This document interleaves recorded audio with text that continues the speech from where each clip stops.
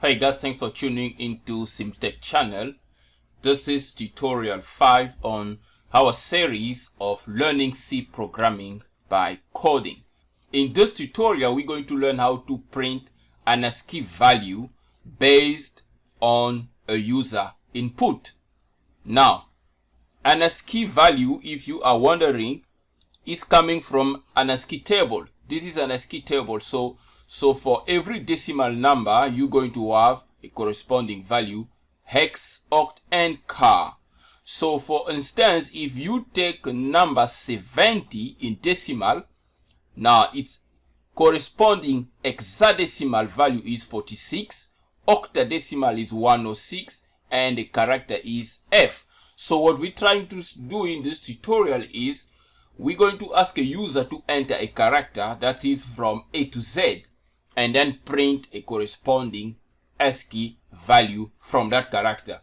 And an ASCII table is a table that contains characters, numbers, letters, and all sort of symbols as I've just shown there. And it is spelled ASCII, and it stands for American Standard Code for Information Interchange. So that's where it's coming from. Now, without wasting any further ado, let's get coding. Okay, now from the previous tutorial, we've learned that you have to declare your variable from the beginning. So in this tutorial, we're going to introduce a new type of variable, and that's going to be a character type variable. So we're going to go ahead and say char, and then we're going to call it C. So what it means here, now we've declared a variable C of type char. Okay? And now, as always, we need to ask a user to enter a character. So we're going to say, please, politely, enter a character.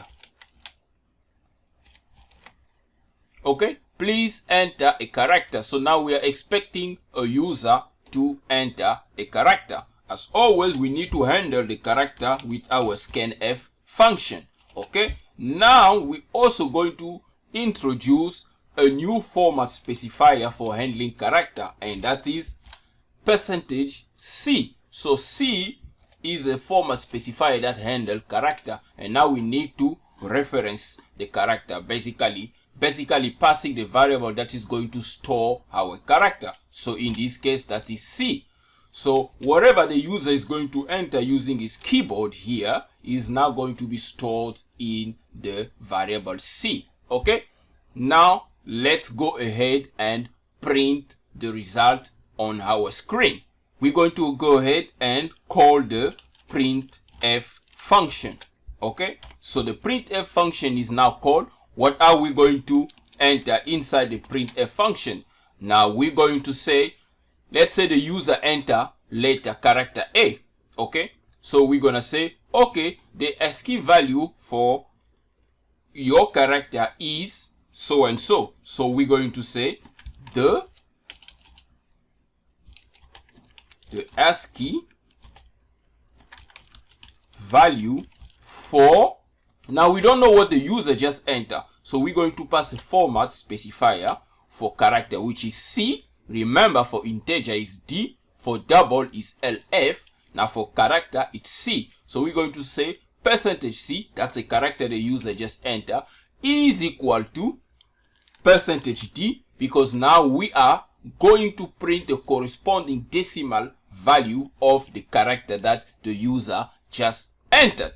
Okay, and from there we then go ahead and we're going to say, so what is happening here? We need to pass, this one is waiting for something, this one is also waiting for something. Now we need to pass the variable that the user just entered to the format specifier C. We know that the user entered the character, so, and that character is being stored into C here. So we pass C there.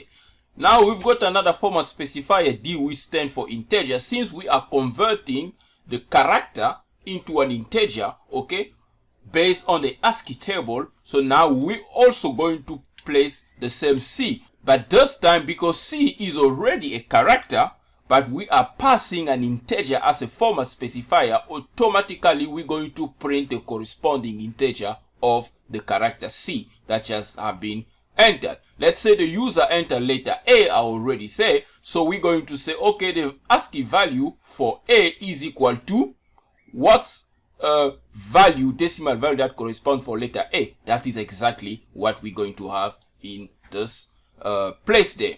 So this is a piece of line that is going to do the magic for us. Now remember to always put in comment. It is important. So here we're just going to say %d is for integer and %c is for character, so that there is no confusion to what we are doing here. Now let's go ahead and run our program. Build and run.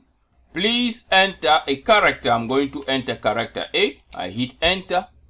We wait for the result. It's taking long. Whoops.